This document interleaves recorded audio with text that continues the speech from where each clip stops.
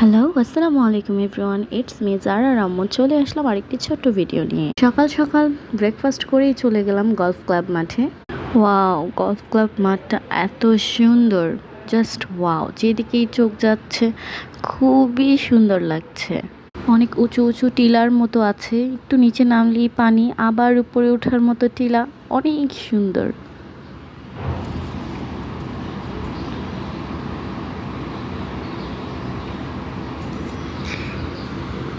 আসলে প্রকৃতি আমাদের সবারই খুবই পছন্দের, আমার নিজেরও খুব পছন্দের। প্রকৃতি যেদিকেই যেখানেই চোখ যায় খুবই সুন্দর লাগে আমার কাছে।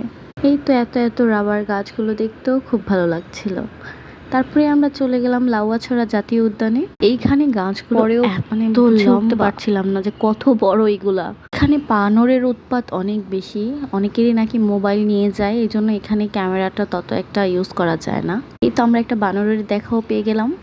এখানে ঢুকতেও ১১৫ টাকা করে টিকিট নেয়, যেটা আমার কাছে একদমই ওয়ার্থ ইট মনে হলো না। এই তো যারা আর ওর বাবা এখানে ছবি তুলে নিচ্ছে, আমি গাছপালা দেখছি। এদিক দিয়ে ওই যে খাসিয়াপল্লী একটা গ্রাম আছে, ওইখানে যাওয়া যায়।